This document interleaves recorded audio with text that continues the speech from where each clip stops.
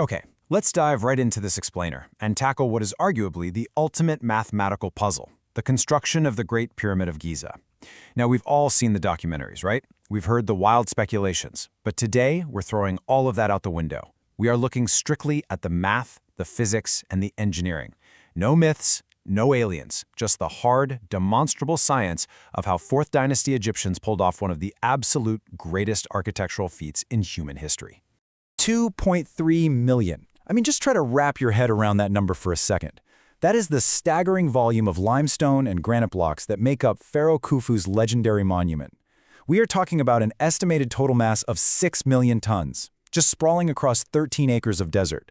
The core structure is made of blocks that average 2.5 tons apiece, and some of the internal granite beams weigh up to 60 tons. And yet, this entire literal mountain of stone was aligned to true north with a margin of error of just 3.4 arcminutes. It's just mind-blowing. But here is where the engineering constraints become incredibly tight. Given a 20-year construction deadline, which we base on the length of Khufu's reign, and assuming a standard 10-hour workday for the laborers, the builders had to quarry, transport, and place one block exactly every 90 to 120 seconds, day in and day out for 2 decades. Just let that sink in. Tick, tock, every 2 minutes, a massive block is set perfectly in place. So it really begs the question, how on earth did Bronze Age humans actually beat this math? This ticking clock scenario forces us to look at the real, scientifically sound solutions they used. Because think about it, if you have to place a stone every 2 minutes, you literally cannot afford inefficient methods. Every single step of the pipeline, from the quarry all the way up to the pyramid's apex, had to be optimized almost to the limit of theoretical physics for Bronze Age technology. For the longest time, a lot of people assumed that 4th Dynasty craftsmen used soft, pure copper, and if they did, the math really would be impossible. But recent metallurgical analysis from the Giza workers' village reveals a totally brilliant secret. They didn't use pure copper, they used a highly durable arsenical copper alloy. By mixing in just 2 to 8% arsenic, those tools instantly had double the hardness and significantly higher tensile strength. But actually, the copper was really just the guide. The real cutting power came from pairing these heavy-duty tools with quartz sand. They essentially let those hard, jagged sand grains act as the teeth of the saw to slice right through the limestone. Right, so once they're cut, these 2.5-ton blocks had to actually be moved from the quarry to the site. And this brings us to the physics of friction and a genuinely clever trick involving wet sand. For decades, archaeologists used to marvel at these ancient tomb paintings, showing a worker pouring liquid right in front of a massive sledge. And it turns out this wasn't some symbolic ritual at all. It was applied fluid dynamics. The water creates what we call capillary bridges between the sand grains. Think of it like building a sandcastle at the beach. The water drastically increases the stiffness of the sand and completely prevents it from piling up in front of the wooden runners. Physics experiments have actually proven that adding just 2 to 5% water to the dry desert sand drops the friction coefficient from around 0.55 down to 0.25. That cuts the required pulling force by a massive 55%. It's a total game changer. With the sand properly wetted, a single team of just 41 workers pulling on ropes could easily glide a 2.5-ton sledge across the desert. They could make the 800-meter trip from the quarry in under an hour. Now, before we talk about how they lifted these stones up the pyramid, we do have to neutrally examine an alternative idea that's out there, the geopolymer theory. Proposed by materials scientist Joseph Davidowitz, this hypothesis suggests that at least some of the blocks, particularly the super precise outer casing stones, were actually never cut at all. Instead, they were cast in place, kind of like modern concrete. The idea is that workers dissolved soft kaolinite-rich limestone in water, mixed it with natron and lime to create a geopolymeric concrete, and poured it directly into wooden molds right there on the pyramid. Supporters of this point to microscopic imaging that shows trapped air bubbles and amorphous structures inside some of the stone samples.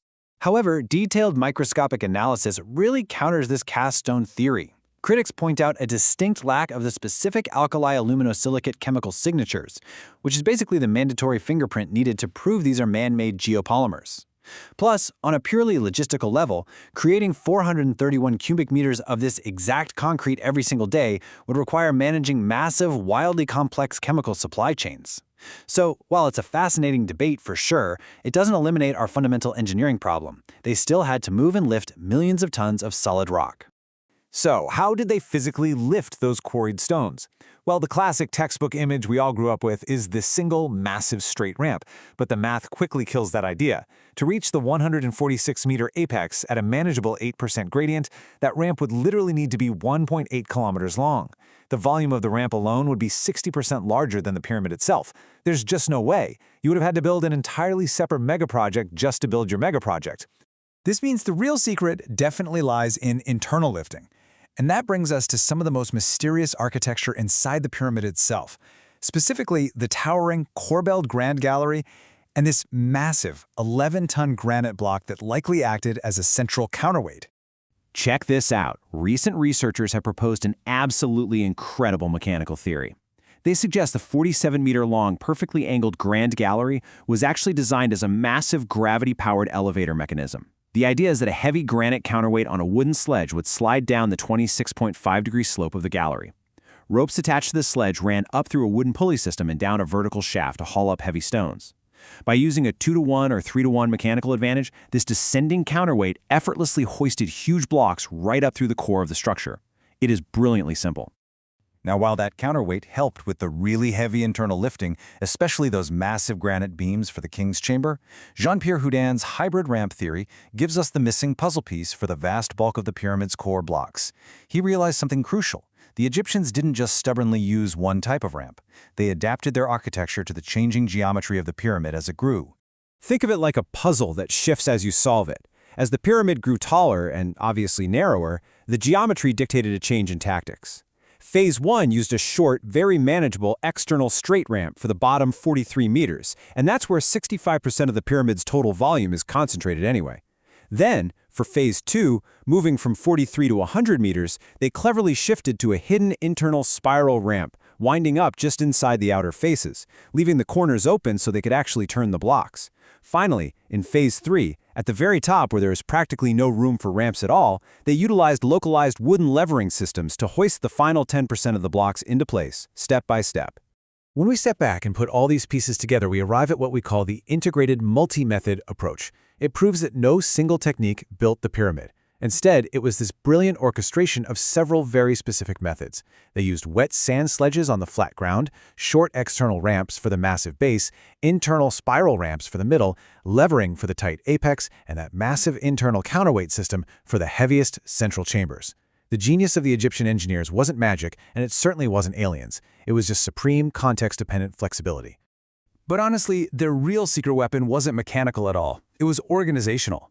We are talking about managing a modular workforce of roughly 20,000 people to keep all these parallel operations running flawlessly. You kind of have to picture it like a modern automotive assembly line. Only about 10% of the workers were actually placing blocks. The vast majority were in support services, quarrying, transport, and tool maintenance. In fact, a really fascinating energy budget analysis reveals that on any given day, physically lifting the stones against gravity only required the sustained output of about 166 workers. That's it. The true bottleneck was always the quarrying and the logistics, never the lifting itself. But all of this breathtaking engineering and massive workforce management relied entirely on one critical environmental factor, the Khufu channel of the Nile River. Recent sediment core samples have proved that this ancient branch of the Nile flowed directly up to the Giza Plateau during the 4th dynasty. It provided the ultimate transportation highway for millions of tons of supplies, the grain to feed the workers, and that heavy granite from Aswan. But then, the climate shifted. Around 2250 BCE, the monsoon rains over the Ethiopian highlands failed. The Nile's flow drastically decreased, the channel dried up entirely, and the highly centralized Old Kingdom completely collapsed into fragmentation. Which leaves us with an incredibly humbling conclusion to this explainer. The ancient Egyptians completely conquered math, friction, and physics to build a wonder of the world that has stood for 4.5 millennia. But eventually, their mighty pyramid-building civilization was undone by something as simple as a lack of rain. It really makes you wonder, doesn't it? As we build our own modern megastructures today, are we truly designing them to survive our changing climate? Or are we just as vulnerable to the shifting sands of our environment as the pharaohs were?